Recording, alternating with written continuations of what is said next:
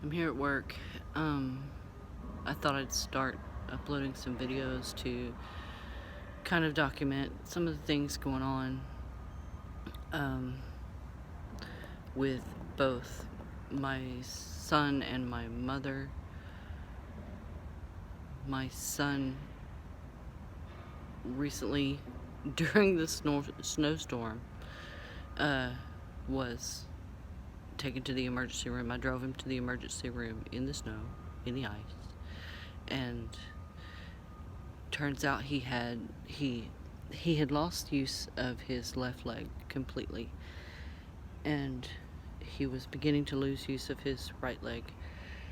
And I took him in, they did an MRI, they found a tumor on his spine. It was encroaching on his spinal cord. Had a wonderful doctor come in to do the very sensitive surgery. He ended up getting the tumor removed. It was a pretty invasive surgery. They put two titanium rods in on either side of T10, T11, and T12, and I think it took 8 screws, all titanium. And currently we're waiting for his legs to start working again, because he did eventually lose the right leg as well, the ability to urinate independently. Yeah, we're working on that.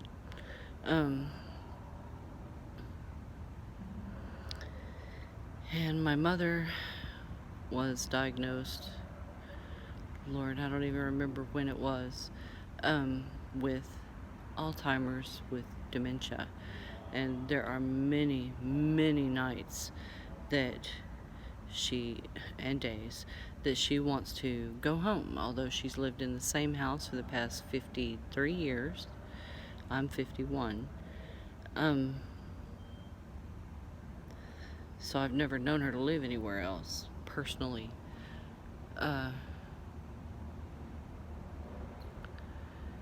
Yeah, she doesn't recognize my father as my father because she doesn't know that she's 81 and he's 83.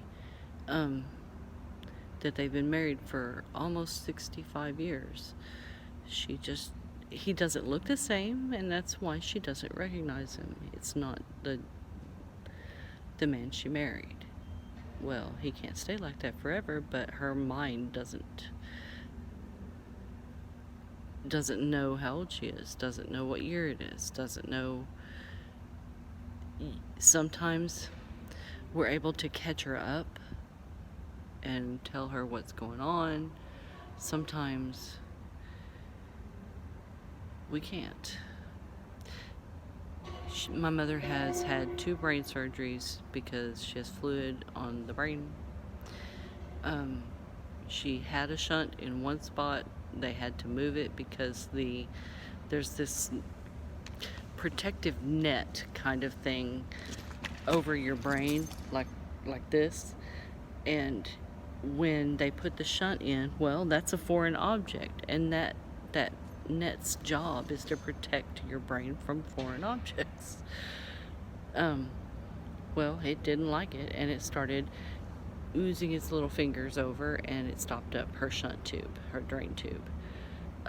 The tube runs down behind her ear, down her neck, on the side of her breast, and down into her stomach to drain the fluid just out with all the other stuff.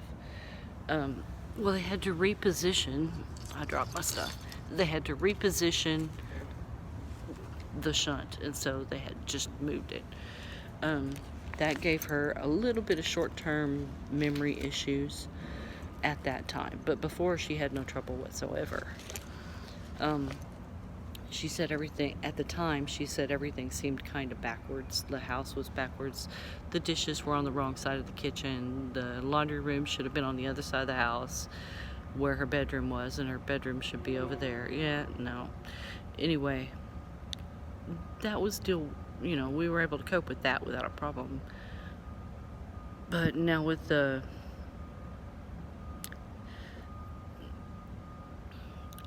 I don't know, with the occurrence, that would be a good word, the occurrence of Alzheimer's into her life. She is the last living member of her family. Her father had it a little bit. I don't believe, well, I know one brother definitely didn't have it because he passed a little too early in life. He passed from a botched gallbladder surgery. Yeah, we've all lost our gallbladders. I know the middle brother didn't lose, wait a minute, I think Dan was the baby brother. So Dan did not have it. He's the one I'm named after. He passed from a heart attack during a chemical stress test. So don't let them tell you that doesn't ever happen and that you're in a safe environment in the hospital. Don't believe them. They will lie to you, and you know who they are. Doctors, you know, they do their best, don't get me wrong, but he had a malfunction with a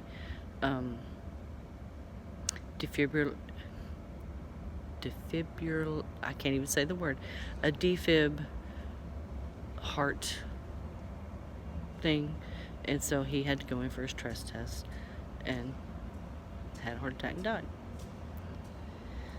Anyway, so that's what these videos are going to be about.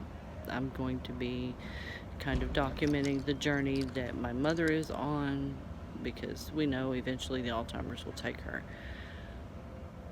We're just trying to cope with the dementia part of it now, and it's crazy hard to see her go through this, and sometimes she's nice, sometimes she's mean. Coping with that, coping with her getting upset because she's confused, and it's hard to deal with that, and I can imagine it's terrible for Dad.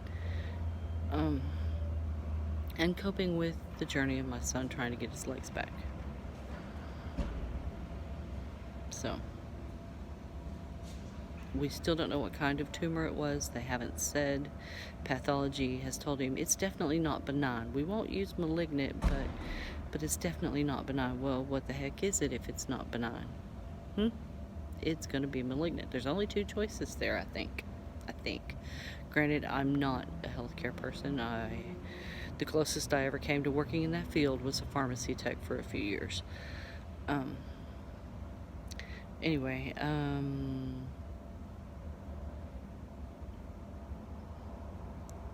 that's where we're at.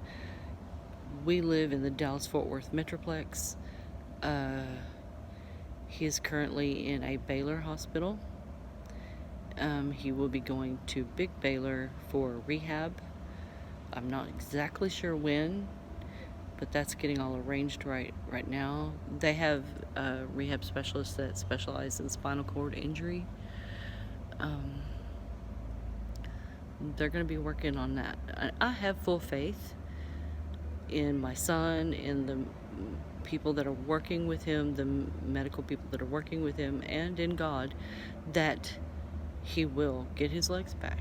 It's just going to take time and a lot of hard work on his part.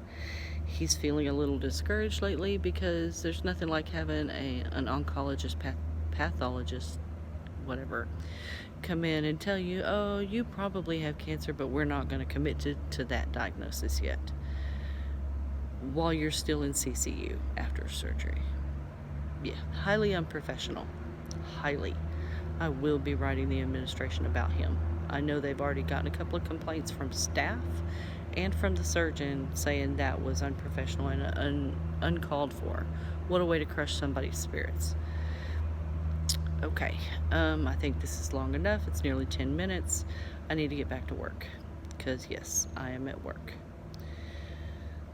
Gotta earn that money, because I don't make much of it. Anyway, here we go. First YouTube video, down.